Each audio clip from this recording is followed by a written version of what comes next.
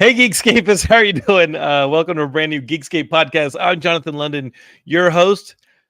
Come on, man. That one's for my good friend Matthew Kelly, who is running the Geekscape podcast network. Did you know that we have more shows than just Geekscape?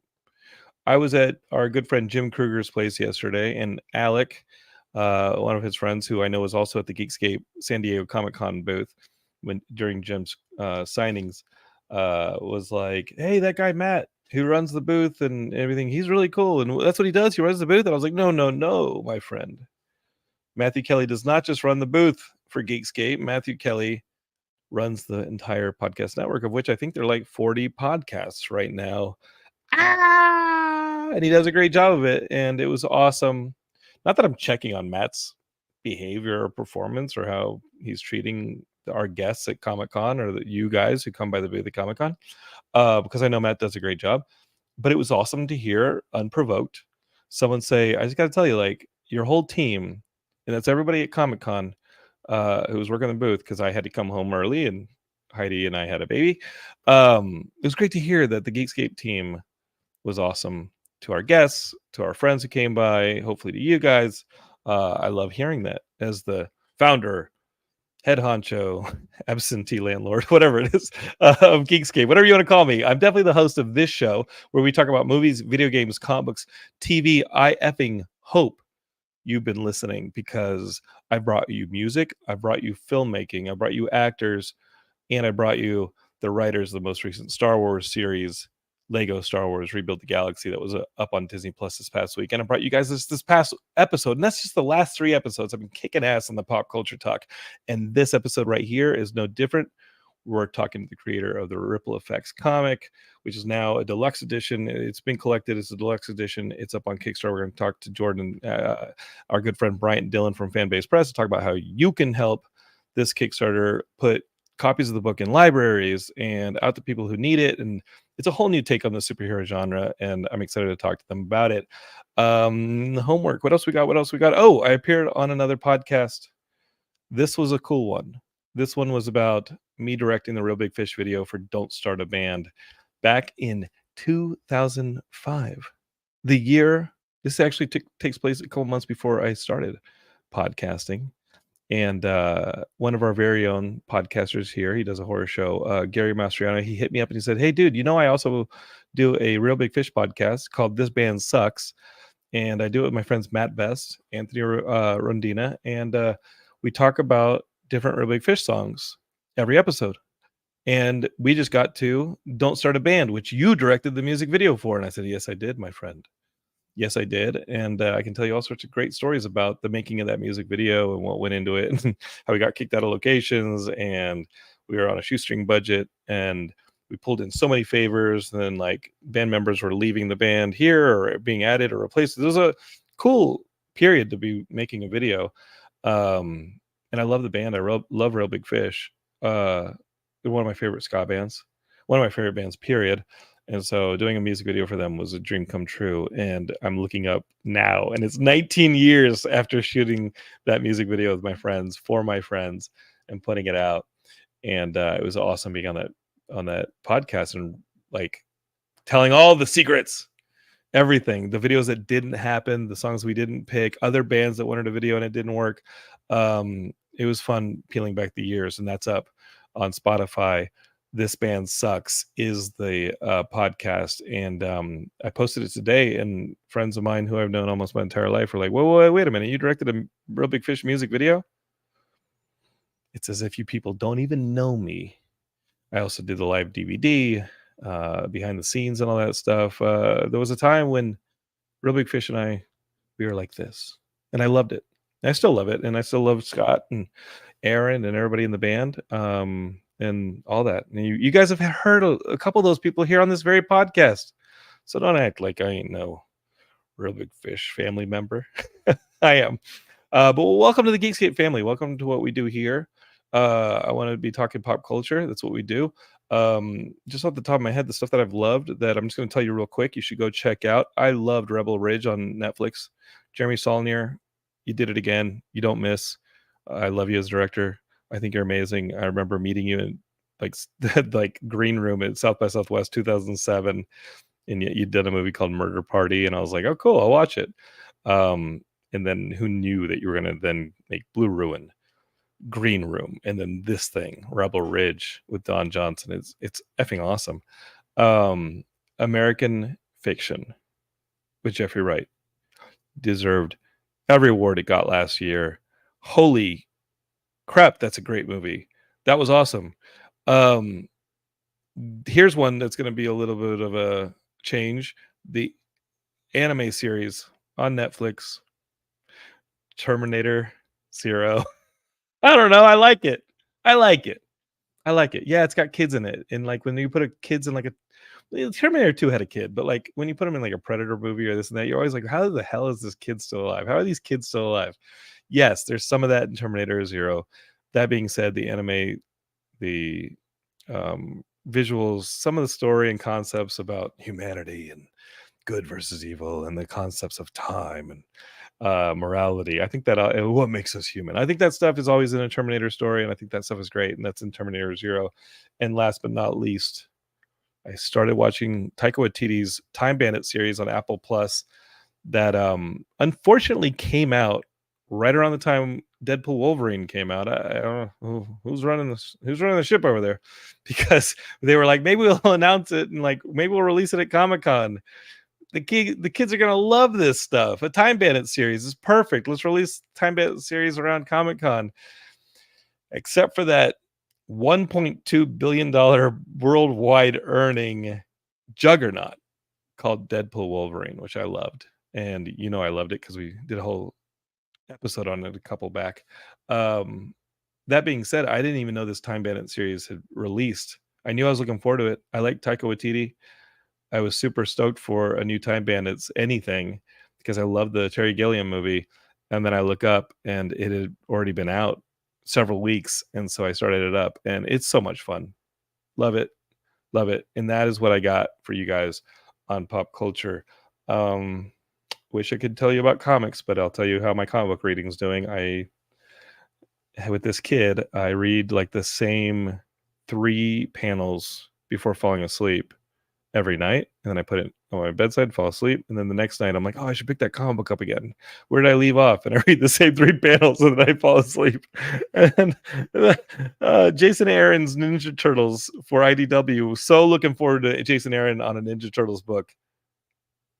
And soon I will get past the second page, and it's nothing against Jason Aaron, nothing against my favorite Ninja Turtles. I love Ninja Turtles, but your boy is a dad now, and he ain't getting his sleep. All right. That's what I'm up to. Let's find out what my guests are up to. This is Geekscape, movies, video games, and comic books. I'm Jonathan London, your host, and I love doing this show for you. Let me throw down the credits, the intro to the show. You're going to hang tight. You're going to listen to the theme song. And when you get back, we're talking about this book, Ripple Effects. The Deluxe Edition is getting funded right now. You're going to want this thing. And we're back here in a bit, and we're going to talk all about it. Okay, y'all ready? I'm ready. Let's blast off to the Geekscape.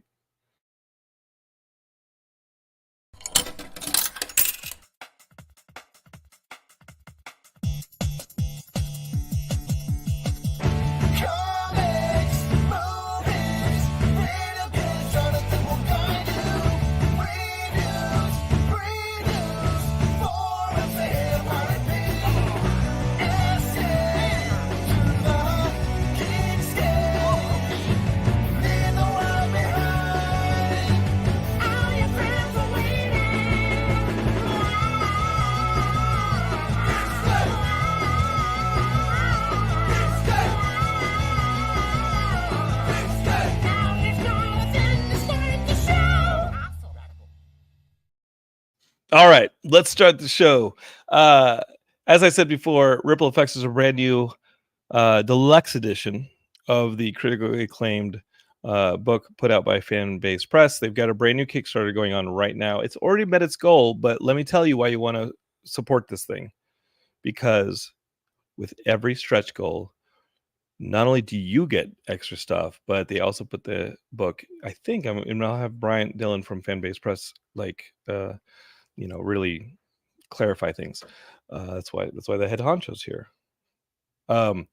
but they're also going to put the book in the hands of other people, which I think is amazing. And here to talk about it, we got the creator Jordan Hart and Bryant Dillon from Fanbase Press. Talk to me, guys. How are y'all? Doing great. Thank you for having us. We're just gonna speak in sync the whole podcast. This is clearly not the first podcast you guys have done, because y'all are like in promotional sync mode. I think this is the first podcast Brian and I have done together. I want to say you should have with Barbara. So yeah, it's true. Let's be fair. If you guys say the exact same thing at the same time, who needs both of you? That's also very true. So talk to me, Jordan. We don't need you anymore, Brian. You can go. Yeah, I'll sit back and relax. Take me back to the beginning of your relationship, Jordan. I know Bryant very well. Our baby is using a lot of things donated to us by Bryant and Barbara and their beautiful twin daughters, and now we got some stuff here in the house that you guys donated, and Ophelia is using that stuff now. Your girls are older; they don't need it. All right, so Jordan, you, my friend, I don't know as well. What is your superhero origin story? So superhero origin story. I was a kid that loved to draw. Parents got me my first comic book, the Ghostbusters 2 graphic novel adaptation. But I was into it because of Ghostbusters, not really because of comics, right? That's why I loved it. But went to 2 years later, went to the grocery store with my mom. I think it was 7, and I saw Jim Lee's X-Men #1 on the shelf, and I was like, there's a guy with claws coming out of his hands. There's a guy shooting a red laser out of his face, and there's a guy made of ice in the background. What is this? And I picked up, X-Men #1 off the shelf, newsstand, and the rest is history. And I've been reading and buying comics since. So it's been pretty crazy. And I love it.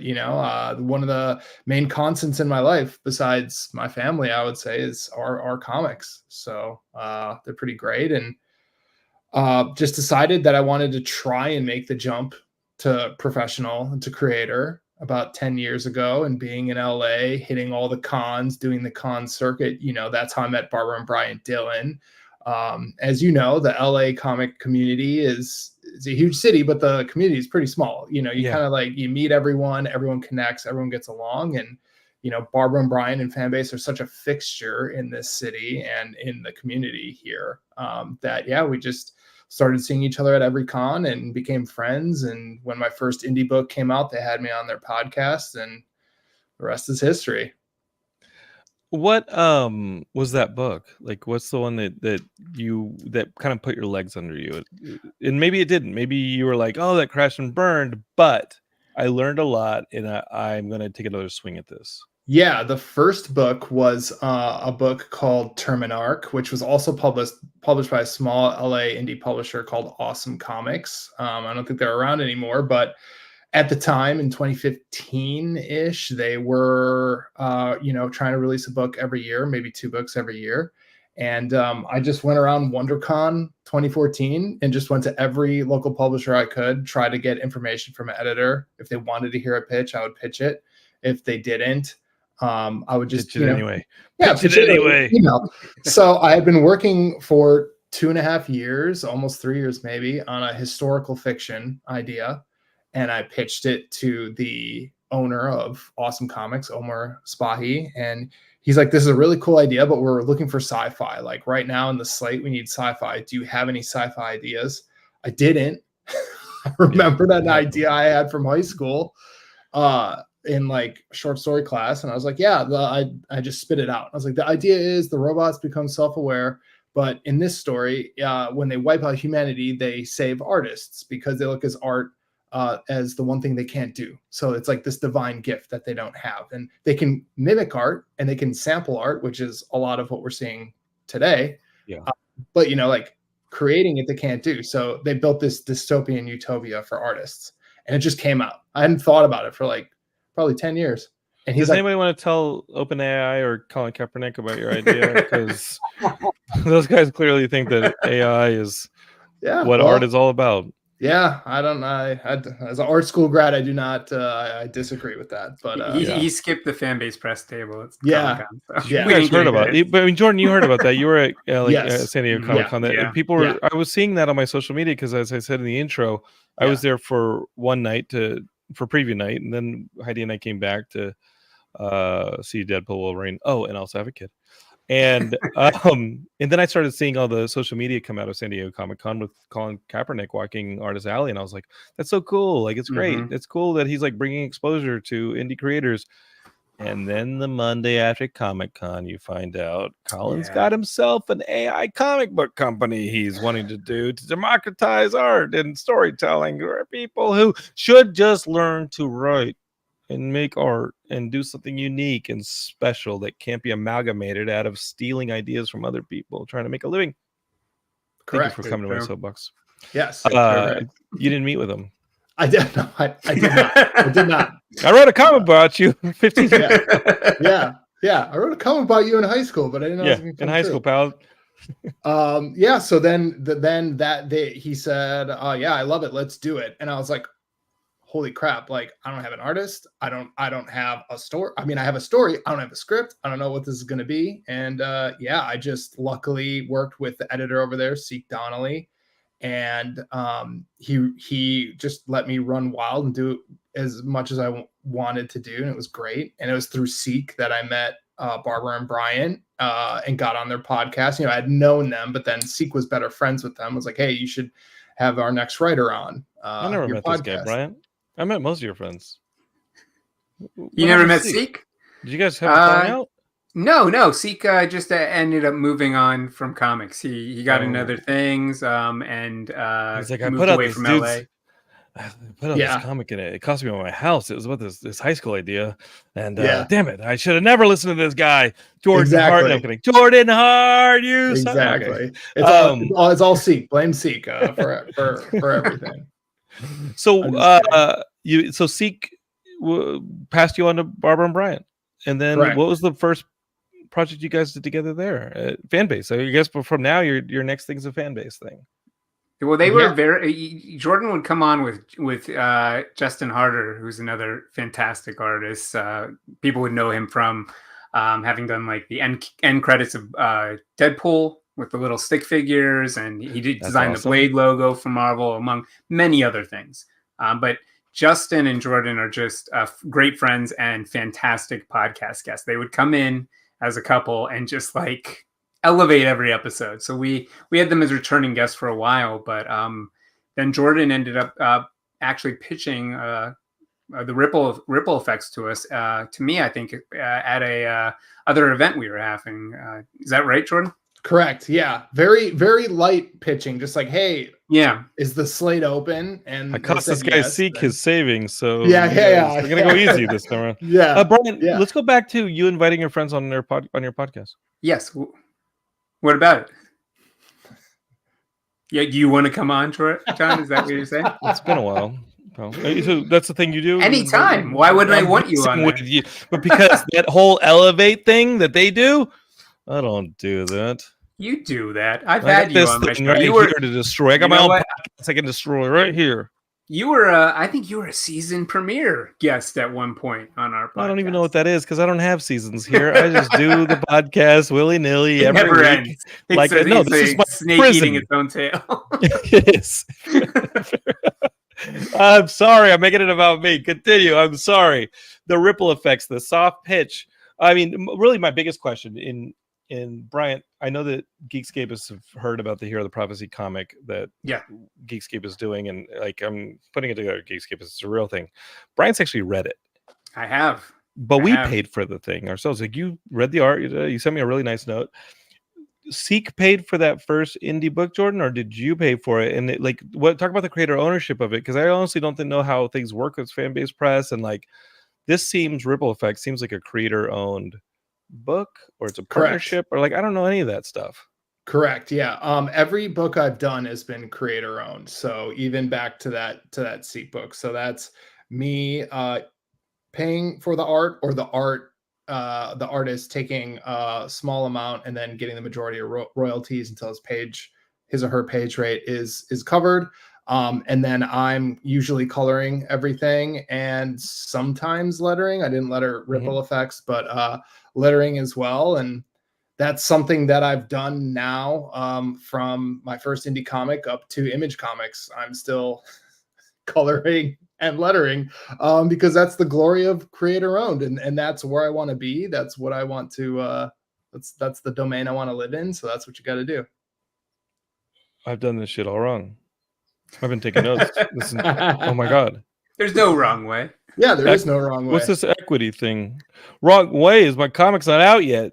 I'm sending it to Bryant Dillon like a PDF at a time, so that like at least somebody can read it and pat me on the back and make me feel better about it. Like the work I I've enjoy put it. into this thing. I consider myself your full subscription list. Thanks, man. I just need people to start reading it. I gotta get this Kickstarter up, but I You're gonna get it. Yeah, I just you know what? You can't rush these things. No one wants to. No one wants you to rush out. And make a piece of garbage. Well, exactly. Yeah, you're taking your time, and everything I'm seeing, it looks fantastic. I can't wait to see what people's reactions are. Don't make a piece of garbage.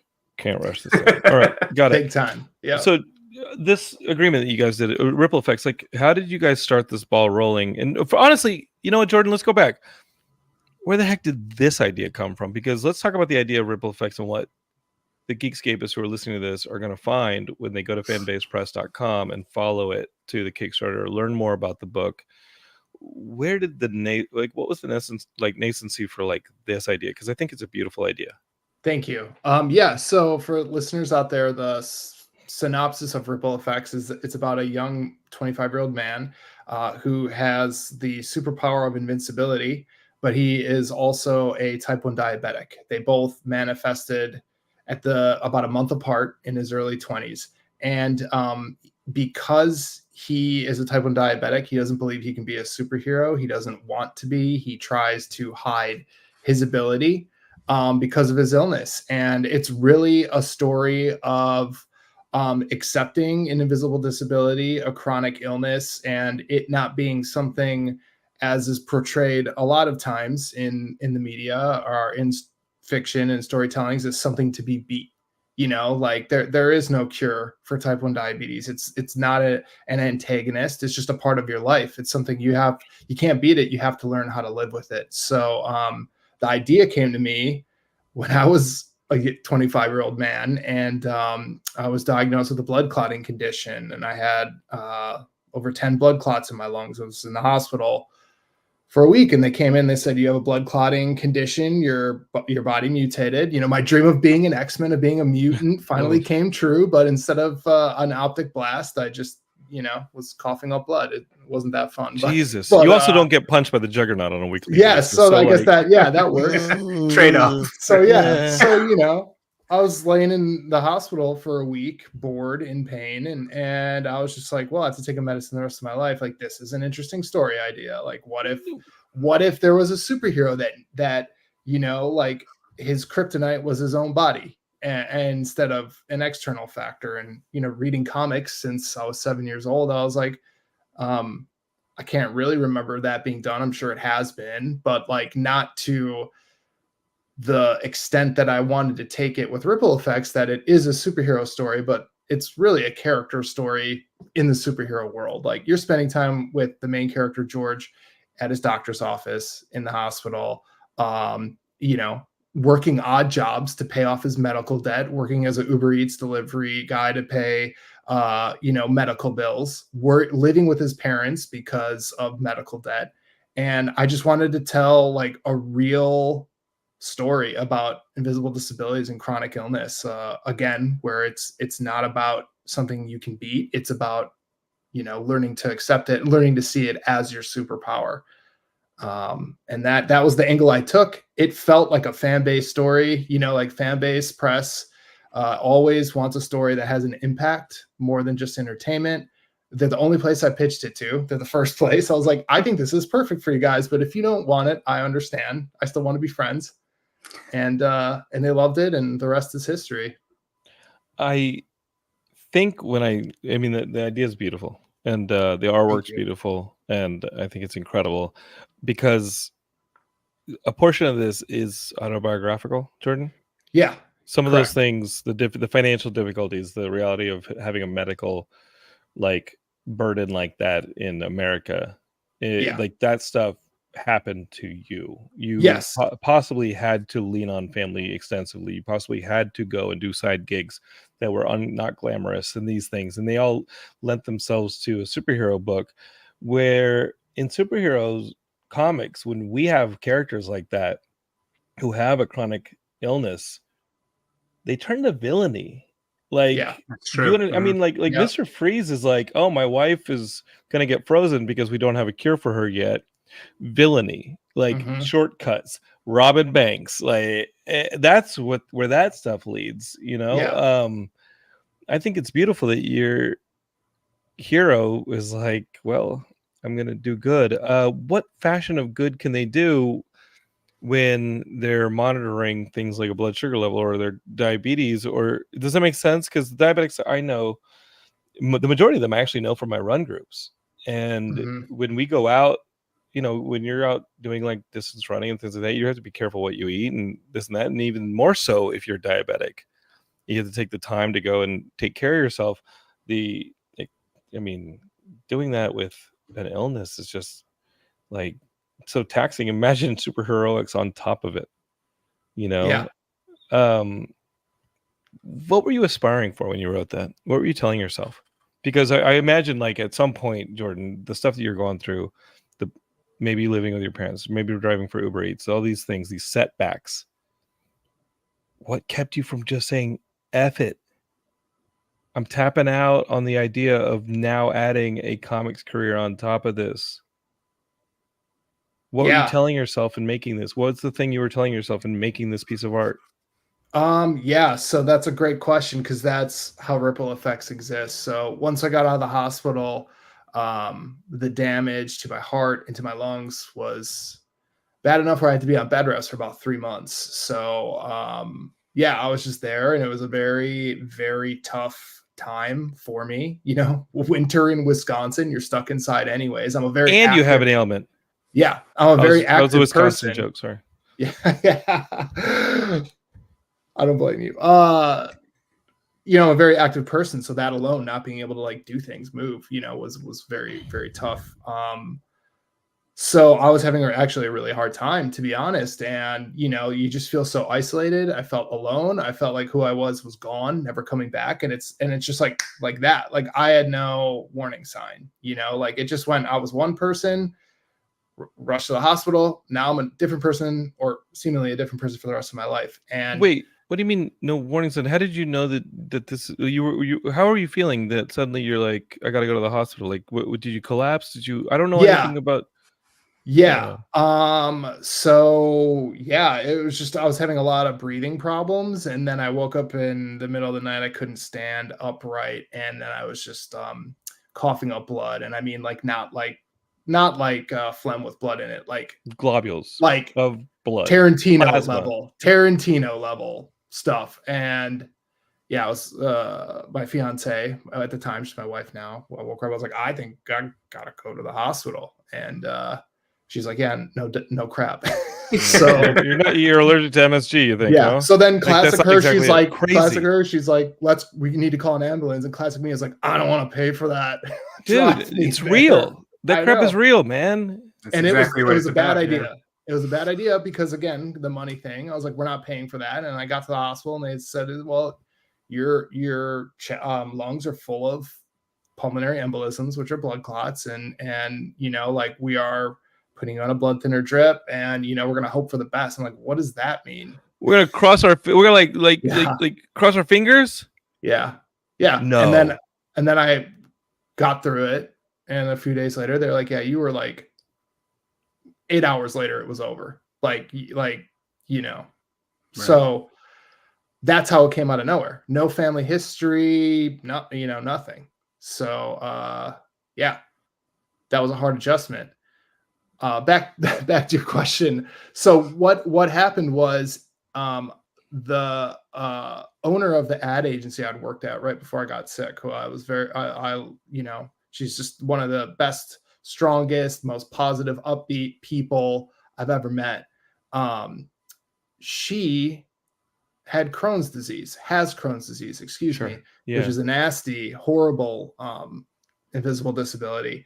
And she told me, like, when, you know, I thought she was on PTO or vacation, she was in the hospital. She was having surgery. She was like doing all that stuff and hiding it. And she's like, you know, took me out to lunch and just like told me her journey and her story. And when she did that, I didn't feel alone anymore. And then one of my blood technicians connected me with a doctor who has what I have. And, you know, he was probably 20 years older than me. And he told me his stories. I didn't feel alone anymore. And I realized that talking to other people with chronic illnesses and invisible diseases is what made me not feel alone and made me realize so many people are living with this and they still are having great lives. And it's just, you know, like, it sucks, but you can't do anything about it. So you just need to, you know, do your best. Just take a step forward and take a next step. And that learning was, you know, that was every page of Ripple Effects. Is like, I just wanted to take what those people told me, how they helped me, and put that into a narrative, into the story, to hopefully help one person out there that maybe was going through what I was going through, and just not feel alone, and their loved ones and their family members and everything. And hopefully show them that, you know, like, it sucks, but you're stronger than you think and you'll get through it. And you know, like, it was my goal with Ripple Effects, and the only thing I cared about. And luckily Barbara and Bryant knew that and embraced it, and like never said, we need more superhero fighting here, or we need more action here. And like, they let me tell exactly the story I wanted to, and then even upped it more with great ideas. So yeah, a very personal story. And it's awesome. Know, not to act like, oh, it's still hard. You know, like, originally the main character had thrombophilia, what I have, couldn't do it. Opened way too many wounds. I could not write it. Like, I would start writing and I couldn't do it. It was too hard. So one of my best friends at work has been a type 1 diabetic since he was 9 years old, 7 or 9, and loved comics, very creative. And I knew that he could help me tell the right story. So he worked as the diabetic consultant on the story and just helped me make sure I was hitting all the marks and being accurate. So the physical, you know, side of it, he helped with, and the emotional and side of it, that's all me in there as well. It's incredible. I mean, the strength that it took. Do you attribute that to the winters in Wisconsin, the strength that you built up? Yeah. Still worse. So yeah, of course. You're like a Wolverine, you. Mm-hmm. Like, Jesus, you can take on anything. I think that's incredible, Jordan. In all honesty, I jest, but I think that's incredible and that's beautiful. And when you said that what was helping you was hearing people talk about it, you have now, in doing so with this book, given people that shoulder. That's pretty amazing, and I think it's noble. I can't even get my pro wrestling fantasy book out the door, and here you are doing fuck. Thank you. You brought him on here to embarrass me, Bryant. I know Doing what you the did. Work. It's all inspiration. Oh, you son of a. Bryant, let's talk about this. Sure. Because Geekscapists, we're not just here to talk willy-nilly about this very serious subject. What we want you guys to do is visit fanbasepress.com, support Ripple Effects. If you guys are watching this on Facebook, maybe in the Geekscape group, or on my personal page, maybe you're watching this on YouTube, I need you guys to go to the fanbasepress.com, go through to that Kickstarter. I'm actually going to show you guys a bit of the Kickstarter here if you're watching on video. We're going to work our way through the Kickstarter a little bit, because you guys set a $6,000 goal and you passed it very quickly. It was a 21-day bid, like a 21-day Kickstarter. Why not a full month? I don't know. I'm just now learning the Kickstarter thing in preparation. You know, we're also just learning. This is our first Kickstarter.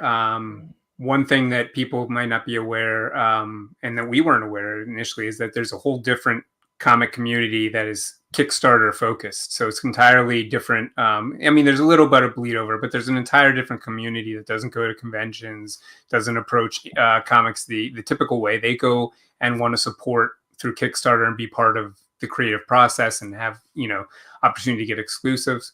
We got advisement from a lot of friends who in the business who have done successful Kickstarters over and over. And it seems, you tailor it to whatever the project is. For us, we didn't think that we really wanted to extend it a full month. So many people are doing Kickstarters. I'm sure you all know a few. And you have to walk that line of keeping people engaged and entertained and not wearing out your welcome. Sometimes it's just too much. But 21 days seemed like the perfect goal for us. And we were very lucky to already blow past the initial amount. And as you mentioned earlier, now we're heading towards stretch goals where the goal is to expand the reach of the book, expand people's access to it by donating to schools and libraries. Yeah, talk to me about this, because you guys have some good names on this book so far. Oh yeah, fantastic. Gail, I mean, the Geekscape is, there's Gail Simone. You guys know her because she wrote Birds of Prey. She's like writing Uncanny X-Men. Here, there, Batgirl. Todd Stashwick, who we loved in Picard, and now he's going to be in this Vision series. Yeah, he is. Because pretty cool. Yeah, it's amazing. They wrote your forwards, and then somebody I met actually whose voice has been on this very podcast feed is my new friend Matthew No, who I met at WonderCon through you guys. He's a fantastic. librarian, works over at the Harvard Medical School. He did a forward as well. But you guys, what really drew me, at least, was you see on this Kickstarter some of the artwork, but on these stretch goals to try and get copies of this thing into a hospital. But not just this, but you guys did this. Can you guys talk about the art gallery and the auction? Because this is such a cool idea. Yeah, we were looking for ways to make, because this is a deluxe edition. It's going to be hardcover. We did a deluxe edition of our other superhero comic, Kinsei, and we were looking for ways to. The approach for us with a deluxe editions, we want to tailor it to that story. We don't want it just to be repetitive of what we did before. And so we were talking, Barbara and I, and also Jordan, about ways that we could add content that we would appreciate in a book like this. Those absolute editions that you get, like some of the just bonus material that you never thought you needed, but you need it now. And one element that, as you mentioned, is a art gallery where we had kiddos basically who have invisible illnesses or disabilities. They got to participate in this book by drawing themselves as superheroes who have those invisible illnesses or disabilities, and then being paired with comic professionals, people like Liana Kangas or Donna Gilio or Ray Anthony Height or many others. But basically, they reimagined or polished, if you will, the image that the children drew into a fully realized superhero. And then we were able to take that original artwork. We did a online auction courtesy of David Boer, who is another fantastic comic creator. He got me my colorist for Year of the Prophecy. Right. And he's on Whatnot, which is another big comic community where they do a lot of original auctions or auctions for original artwork and signed books and things like that. They auctioned off all of the artwork, both the kids and the professional versions, and we're donating all that money, over $1,000, to the Make-A-Wish Foundation. And it was just a fantastic opportunity, and also it's going to be present in the book. Jordan wrote a little intro about his experiences, and we're including some awesome image that the artist Bruno Cirillo, who did the artwork for the book, he drew this image of Jordan as a kiddo as well in the ripple effects suit, and so we're including that as well. But it's just one of the many amazing additional content that we're including in this book. I think that one is just going to be fantastic for people to flip through and see, these children having this experience where they got to work with these artists and also see the fully realized version. In Geekscape is because they are all about supporting local libraries and making sure people have access to books. The next stretch goal, as of the recording of this podcast, is $10,000. If they hit $10,000, they're at 7 something right now. But if they hit 10, the 20 deluxe edition hardcovers are going to be donated to schools or libraries. And I can only imagine that the continuation of these stretch goals will open the book's exposure to other people who would love it. I think that's great. What am I doing with my life? That's the biggest question. You're providing a platform for us, so that we can. You're supporting creators like us. We really appreciate it.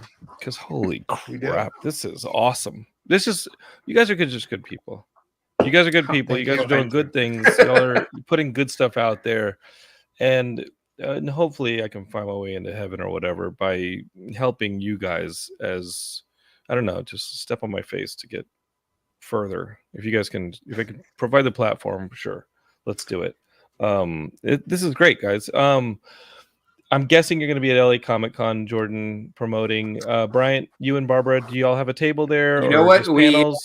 We just secured a table, so we will be there for the weekend. I'm sure. I don't think we've talked to Jordan about it yet, but we'll be talking. Breaking news! I didn't even know that. Well, you're signing. Breaking news. So yeah, we'll be there. We'll be there. Look for us. I don't think we have the exact table number yet, but all that information will get out as we get closer. And the Kickstarter will be wrapped by then, so we'll see where we land. By the celebrating. End. You guys, yeah, hopefully. But the book won't be done. The book won't. No, I mean we're lucky enough that unlike a lot of these Kickstarters, we already have the majority of the story. We're putting together a few pieces, but we'll have this thing sent to the printers shortly after the Kickstarter completes. So it will be a fast turnaround for folks. Mm-hmm. When we're talking about this community, Jordan was talking about the Los Angeles comic book community. I've used it extensively to help me find my way as a creator on things like Hear the Prophecy. And I want a Super Action Man, but there's a Super Action Man book right behind it, folks. All this stuff has been written. No messages really. I saw the cameo in the issue. Hey, no Super spoilers.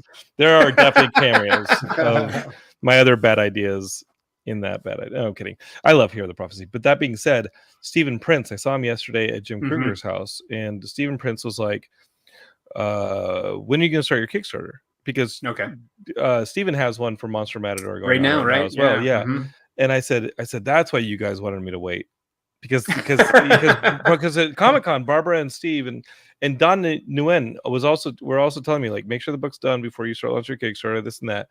And again, like, I'm only waiting on a cover, and I'm only waiting on like some of the inside pages. But I saw Steven yesterday, and he's like, so you should, you got a cover coming, like you should definitely like just kind of start to launch. I was like, you guys told me to wait because y'all wanted to launch together.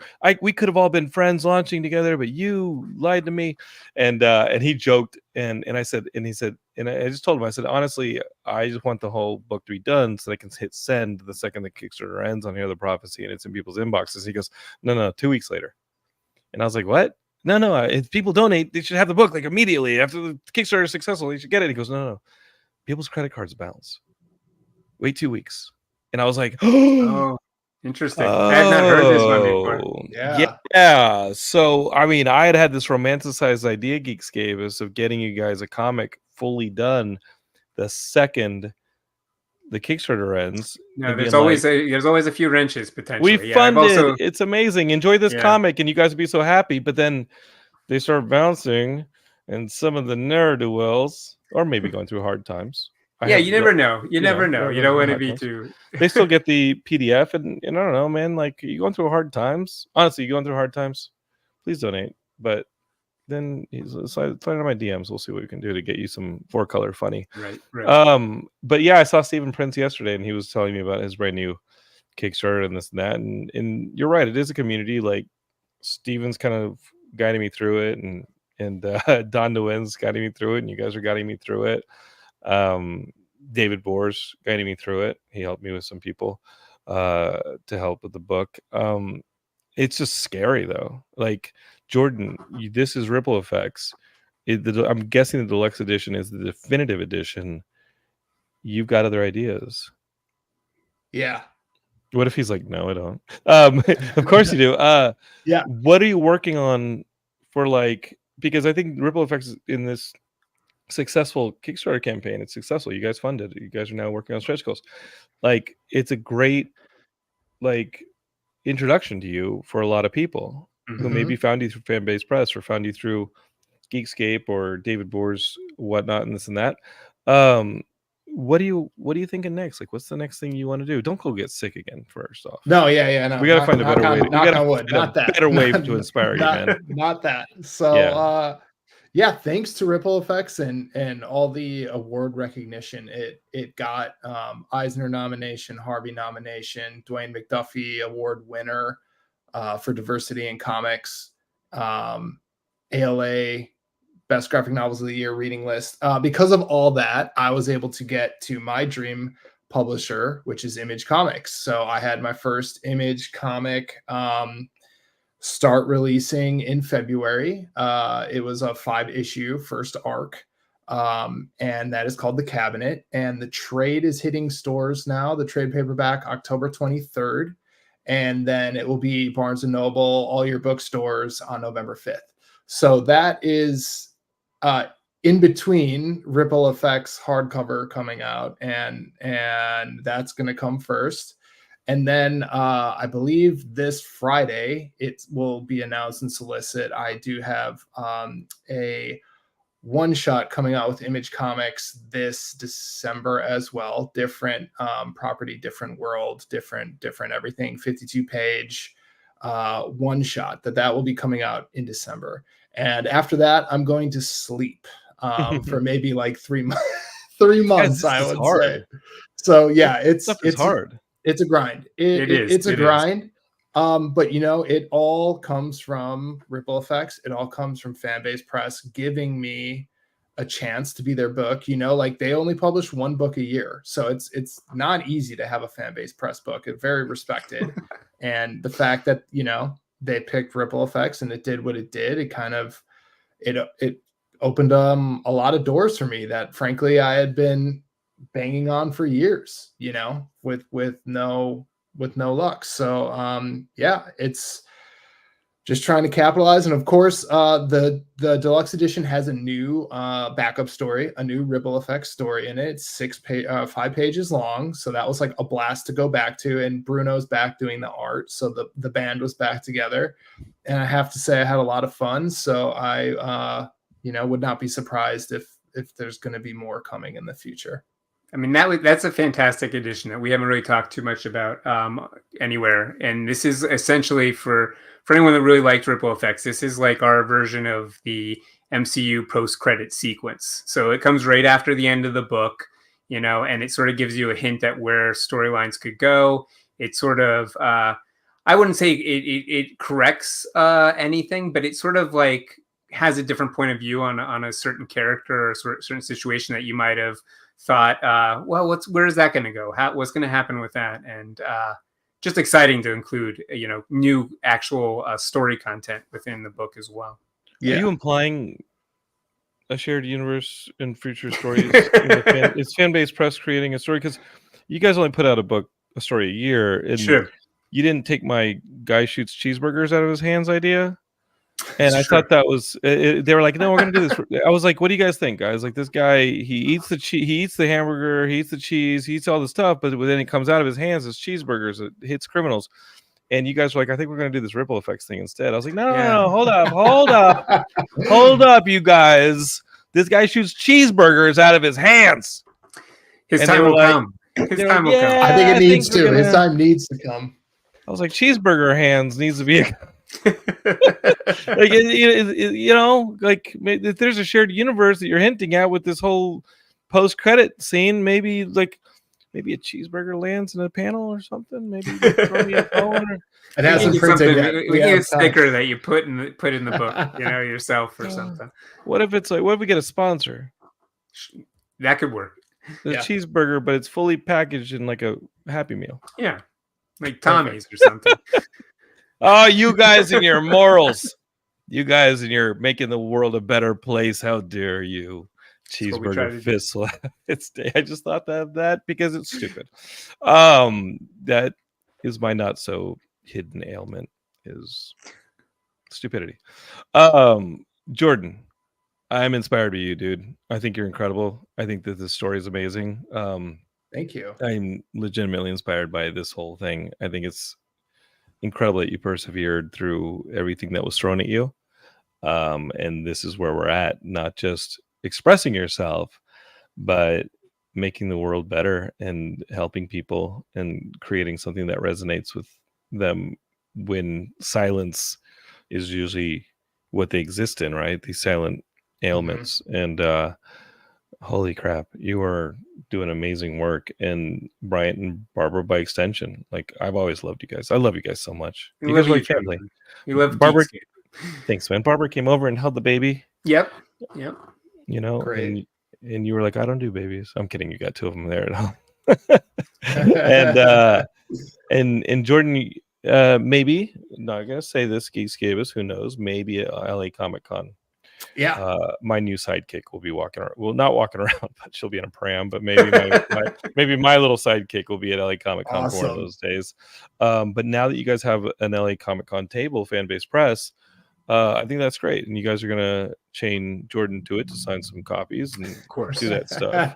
I'm gonna come by and visit. Geekscape is LA Comic Con is October 4th through the 6th. I'm sure Bryant and Barbara have panels on the 5th and 6th. I know that Geekscape does on both Saturday and on Sunday. That stuff is over there on my geekscape.net Instagram page and my Facebook. And I'm also on 2 other panels, both of them about podcasting, also on Saturday and Sunday. So 4 panels total, 2 that I'm moderating. But Nice. it's like, make a podcast. You know what? I like being on panels, but let me tell you, I'll just give you a little hint. What I'm going to tell you, if you're at a panel for starting a podcast, I'm going to tell you, don't do it. Speaking of being chained to desks,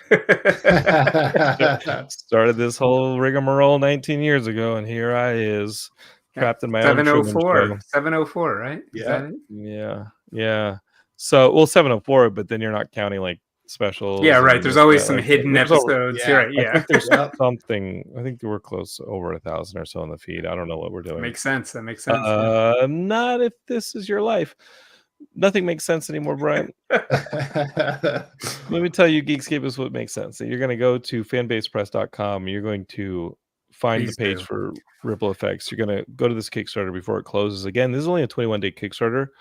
I think that's a cool tactic. I think it's a good way, like Brian said, not to burn you guys out with promotion, but really acutely tell you, this is what we're doing. This is your window to act. These are the great things that come of it. And we need you guys to hit these stretch goals and get them in the hands of people in high schools, libraries, some of the people who may not know anything about this book. Maybe they're not part of that Kickstarter comic book community that we've had several times on the show. Maybe they're just somebody in school who might be suffering from an illness themselves, and suddenly they go into their school library or their local library, and there's Ripple Effects, and they're like, oh, this looks good. And they open it up and they realize this is a book about them and whatever they're suffering through. That's amazing. And you guys are part of getting it to be a reality. So please go to this Kickstarter through fanbasepress.com and find out how to get these books out there by hitting those stretch goals. Okay. Just because they hit that first goal doesn't mean the work is done. Let's put it in the hands of kids who might really benefit from this book existing. And Jordan, I can only say thank you for persevering and keeping this going, because you had every reason multiple times to say this is too hard. Well, thank you very much, and thank you for having us on and helping get the word out and all the kind words. You know, it's like you said, this book is not for me. The award recognition, it's not for me. It's for all of us, you know, in the community, and that's the way I look at everything. So really appreciate you taking the time and having us here. Dude, of course. This is what Geekscape's for. We don't hate, we create, right? Like, this is what we do. We put that message out there. If the cheeseburgers become tacos, Brian, do you think you can talk Barbara into it? Yeah. There's a whole different. You guys already have like the next horse of a different color, you know. Come on. Okay, tacos, because we'll look at 2025. Okay, because like, I don't want to be racist, but diversity. I'm a Latino, maybe. What do you think? Well, like, we love tacos, you know. There's nothing wrong with tacos. All right. It's a simple search, find, and replace in the word processor. I mean, what's story? What's character? We're selling fast food here. Again, we can put stickers, taco stickers that cover up the hamburgers, the cheeseburger. Yeah, I already started drawing the book myself. That's probably a mistake, considering I can't draw. Hey, Jordan, how's the coloring going? Let's do this. Love you guys. Geekscape, thanks for listening to Geekscape and being a part of this. This really is, I jest, but this really is a community that you guys built and keep going. And I love doing this show for you guys. I really do. I get sad when I don't do the show and I don't talk pop culture and I don't talk to other creators. I feel like I'm in a complete vacuum and I spin as a creator myself. I'm like, what am I doing? Is this hamburger cheeseburger idea stupid? It is. It's not a real idea yet. Until Bryant texts me right after the recording. But being a creator can be lonely, and that's why I created this show. And I love having creators on to talk to me. Thank you guys for coming on. And yeah, if you guys want more of this, Geekscape, we are all over the podcast feeds. Again, we have close to 40 podcasts. Search for Geekscape. If you don't find this show, and pass it on to your friends to talk to creators every week. We have shows where they just talk horror movies every week, or maybe they just talk young adult books every week, or maybe they just talk wrestling every week or music. That's what we do. We have niches for all of you, little niche podcasts for all of you. So search for Geekscape. We're trying to do the best we can, and we're adding new exciting shows all the time because Kelly is an addict and he loves podcasts and he loves discovering cool podcasts and bringing them to you. And I'm glad we can be a part of that. For Bryant, for Jordan, don't hate, create. Go out there, support this book, and support each other as artists. Okay. Thank you guys. Thank you so much, Jonathan. Of course. Peace.